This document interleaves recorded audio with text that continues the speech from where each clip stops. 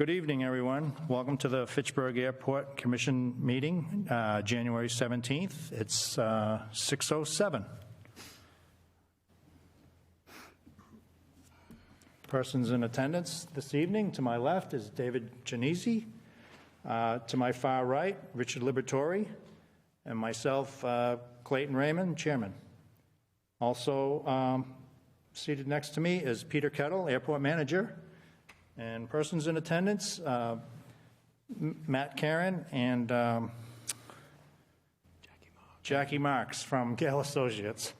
We also have Mary Jo Bohart from the Development Commission, or Community Development. Thank you. Welcome all.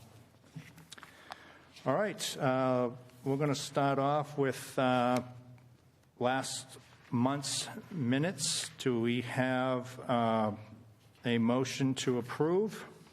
Make a motion. And I will second that. Thank you. In favor? Well, it's only three of us.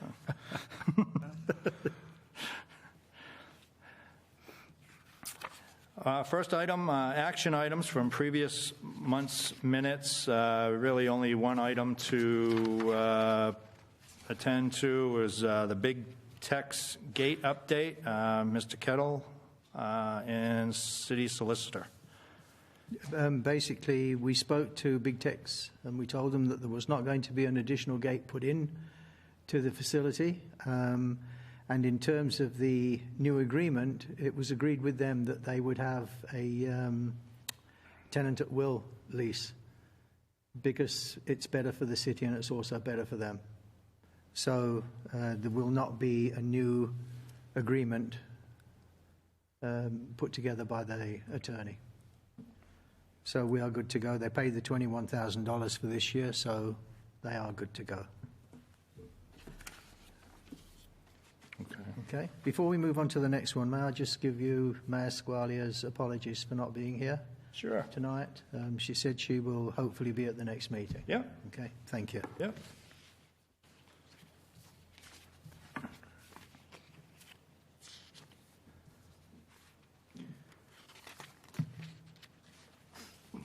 Item 2, correspondence to the commission. I have none here. Do you have anything, Peter? There is one, but I got it at 4:30 this afternoon, and it comes up within the agenda, so we'll take it then. Okay? Thank you.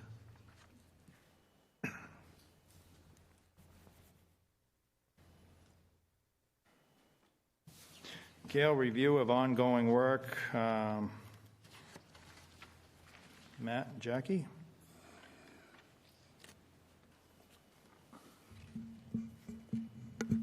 Thank you so much. Happy New Year, everybody. To jump back in, I believe all of you have a copy of Gale's update for the month of January in front of you.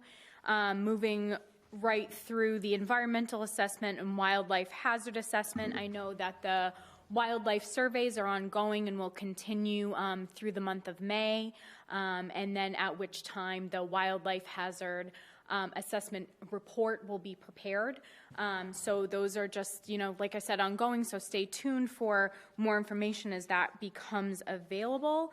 As far as the environmental assessment,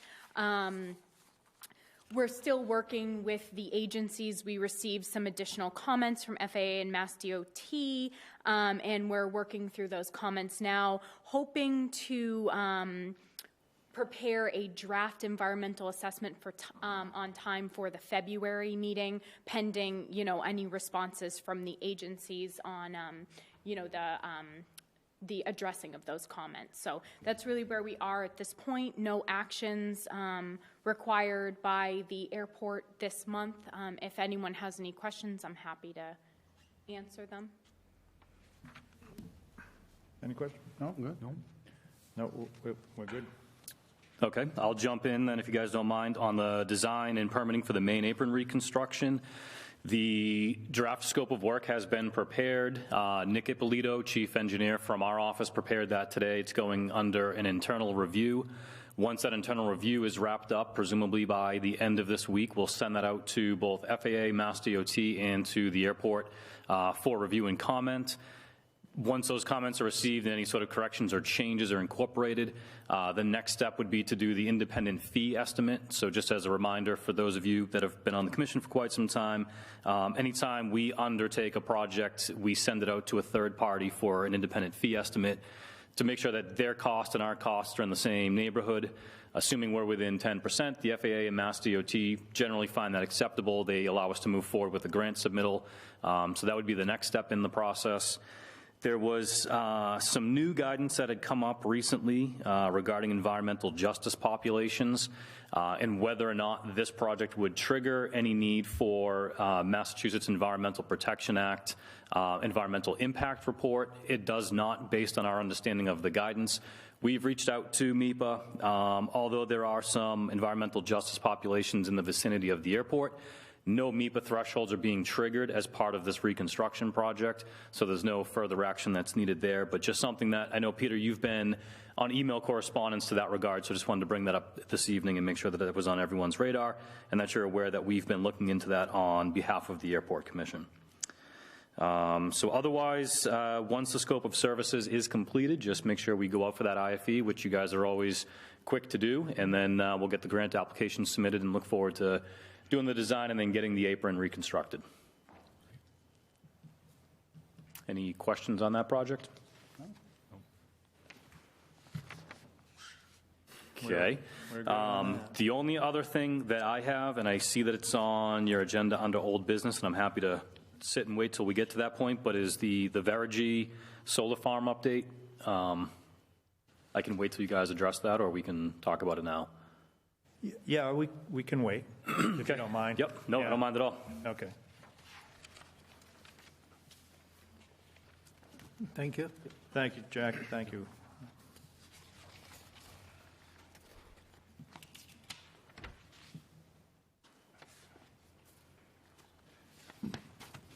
Item 4, Fitchburg Pilots Association, Wings and Wheels update. It's still the same as it was at last month's meeting. We still await the FAA. MassDOT have approved it. And yeah, I sent a reminder to the FAA 2 weeks ago. Haven't had a response still. So if we don't get a response, we'll continue to have the meeting, and we'll continue with it. Yes, so we motioned to approve those dates last meeting, yeah? Correct. And, okay. FAA and MassDOT both approved. MassDOT have approved. FAA, we're awaiting. Oh, okay. Thank you. New business, Dr. Miles Jenkin. Yeah, this is an interesting one, and I think if all goes well, we will be the first airport in North America to have what we're going to get. I've been in discussion with the doctor. This doctor does first-class and third-class medicals for the FAA, and he is going to come into the airport and take the space that LifeFlight currently has in the building, and that's going to be his surgery area. So he will do those exams in that room, and he needs to go for a couple of tests, a couple of learning exercises, and once he's approved by the FAA medics, he's actually coming in, and he said he thinks it might be the middle of the year, which ties in perfectly for when the LifeFlight will leave that room. Last week we had we had the FAA medics come to the airport. I showed them the pilot's lounge because it's just a reverse, basically mirror image of the room that they're going to have, and then I took them into the room where the pilots and the medics were. And they had a little chat, and this lady doctor for the FAA signed everything off. She looked at the bathrooms, and yeah, so it's a go. So hopefully within the next 4 to 5 months, we will have a doctor at the airport. So the intention is to get pilots from all airports to fly into Fitchburg, get their medicals, and when we get the restaurant, get some food, and also at the same time buy fuel. So I think it's a win-win all round. So this doctor's not attached to LifeFlight. No, totally remote. Pilots need physicals. They do. So he's going to operate out of our airport, out of LifeFlight's. Well, out of our room. Oh, it's going to That be, was originally Lifelight. So we put Lifelight into that room, remember? It was Right. Deb's office. yep. To allocate them for Okay, Lifelight. so to he's get them going to use come. our facility. Exactly. Okay, all right. Okay? And he's doing first and third class medical certificates, which means that for a general aviation pilot like myself, Yeah. it's third class.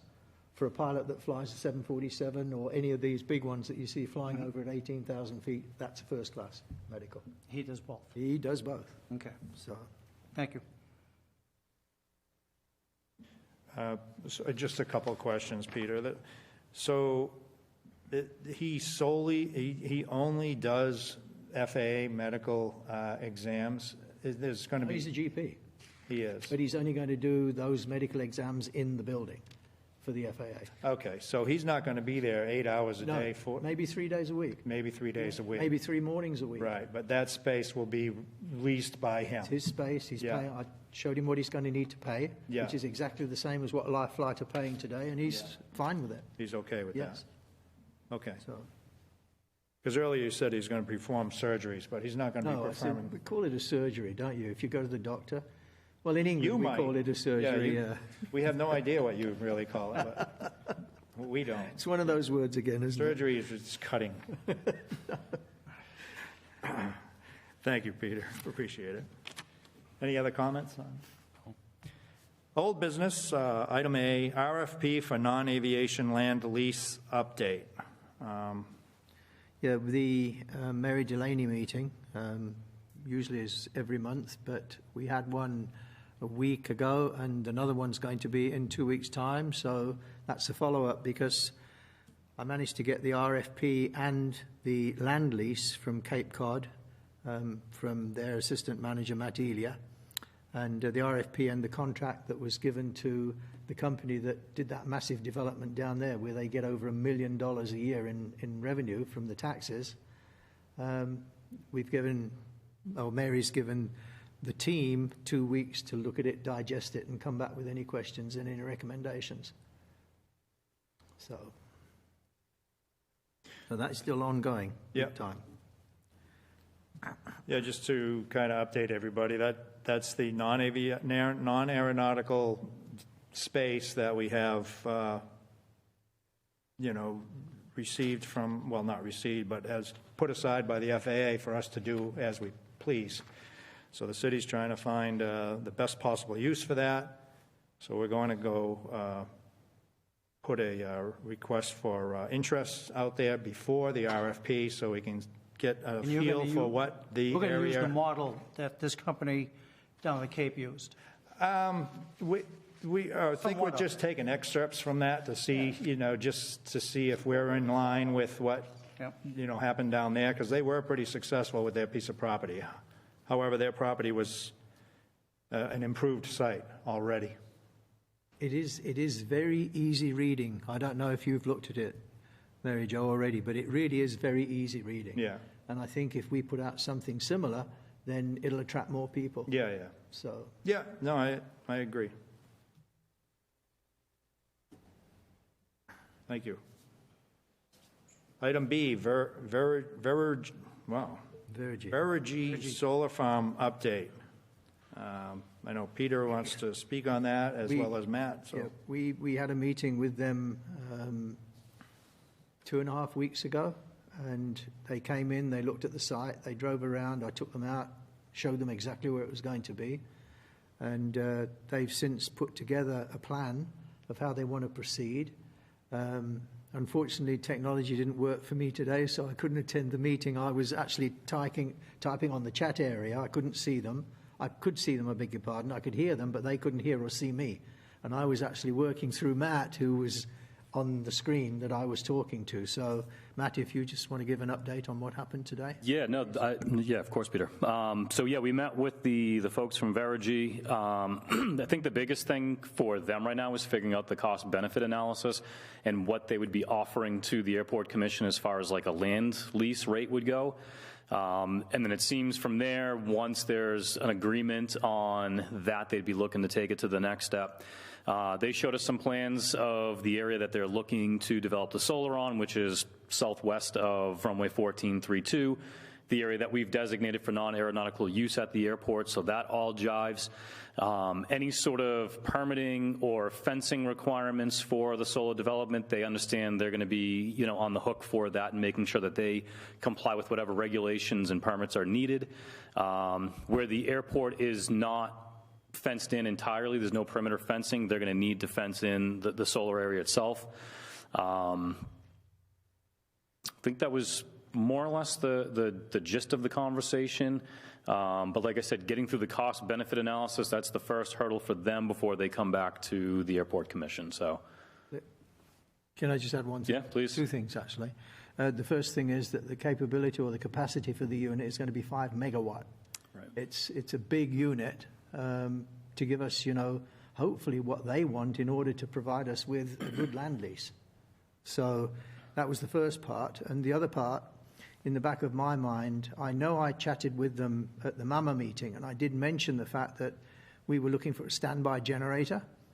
And then I thought, well, if we're producing the electricity here, why don't we get a battery pack here, store the energy? If the airport goes down, we can take that energy instead of getting a standby generator and use it to power the airport. And they're going to add that to what they're going to offer us. Yep. So, yep. Okay. Is there going to be enough energy in that battery pack to run the airport 7-8 days? Could be. Don't know. We'll have to see what they've got to come up Okay, with. so this is something they're going to incorporate in their design? Absolutely. Okay. Correct. Absolutely. Sorry, Matt, go ahead. No, that's pretty much all I was going to say. The one other piece that came up was the maintenance around the solar itself. Like, in other words, cutting the grass. They could basically, in addition to the land lease with the airport, there could be a separate contract that the airport would have first right of refusal to do the maintenance and make sure that you're doing the vegetation clearing or the grass cutting around those areas. So that could be a separate revenue generating source for the airport to take that on. But that's still, I think, they seem to think that that was something that's still, far enough off that no real reason to get into that just yet because negotiations haven't even started. Yeah. But just something for the airport to keep in mind. That's another way to continue to bring in revenue to the airport. So, and apparently, I think they're going to put them up 12 feet high, the units. Yeah, 10 to 12 feet seems to be the height of the units themselves.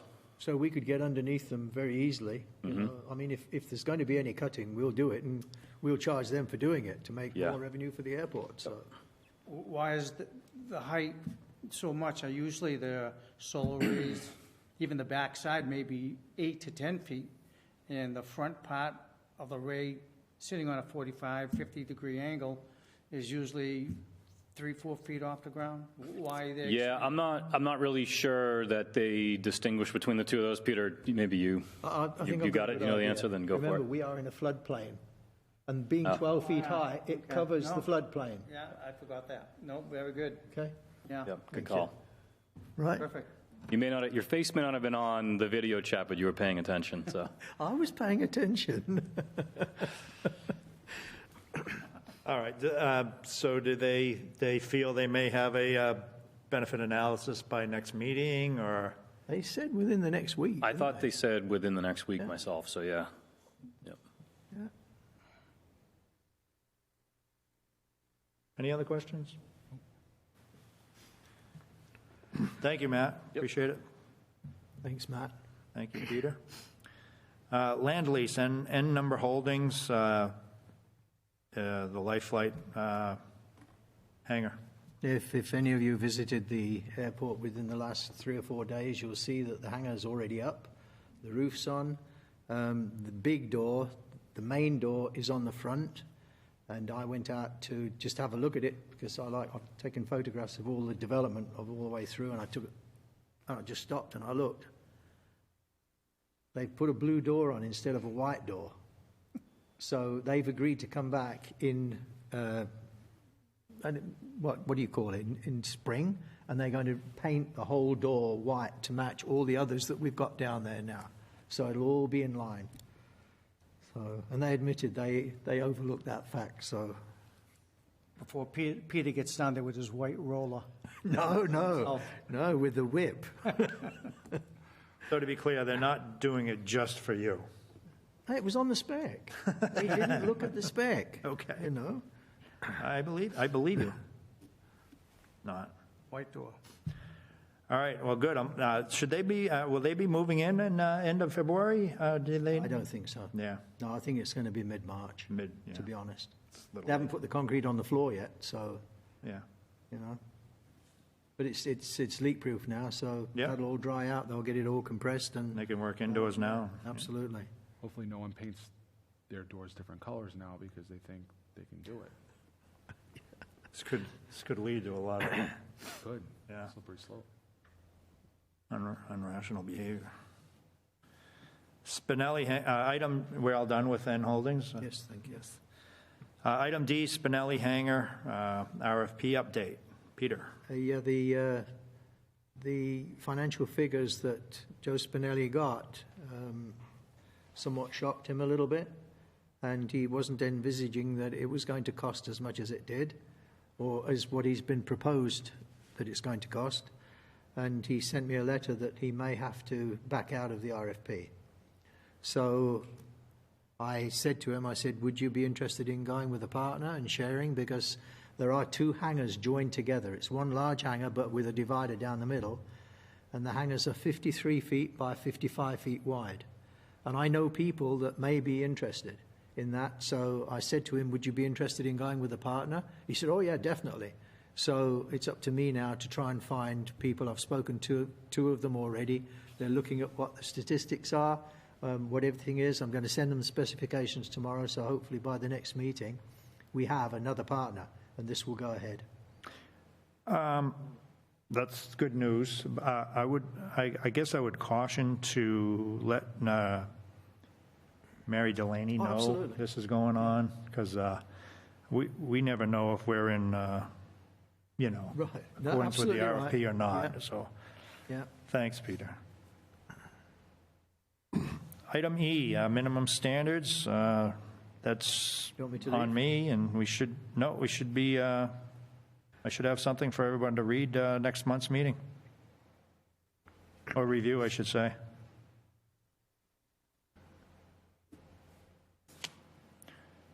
Item F, Crawford Street safety update. Nick briefed us a little bit a couple meetings ago. Yeah. Yeah.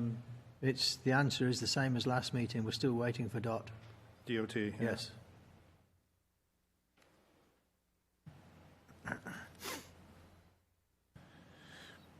Item G, Hangar Building 1 and Hangar Building 18 lease updates. Go ahead. As advised at the last meeting, Constable did present the tenants of Hangar 1 and Hangar 18 with a letter saying that if they didn't pay their bills, the money that they owe us, that we are going to take those two hangars back. And I got a phone call from one of the two parties advising that they want to keep 18 and they are returning Hangar 1 back to the airport as of the 1st of February. So that's based on having the money all paid up on both hangars. So what I did, I contacted 4 or 5 people and I've now filled Hangar 1, and we're going to make more money from what we've put in than what we were getting in the past. So it's worked out well for the airport. I'm sorry. Okay, I was writing. Hangar 1 is available to the city as of February 1st? February It's ours. 1st. Yeah, it's ours. And have they paid for Hangar 18? They have until the end of this month to pay. Okay. And I checked yesterday and they hadn't. But Yeah. Hangar 1 has been paid. They hadn't paid either Oh, they haven't paid. yesterday. But they've got until the end of the month. So being businessmen, they will pay on the last day, obviously. So, They know that? yeah. Yeah.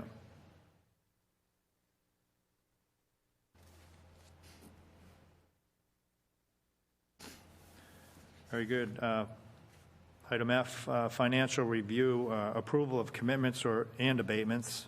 Do we have anything this No month, Peter? abatements, no.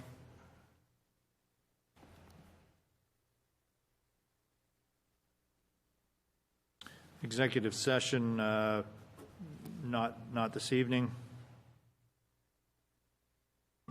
Date and time of next regular meeting is February 21st, 6 o'clock. I'd like a Meeting to adjourn. All in favor? All right? 3 of us.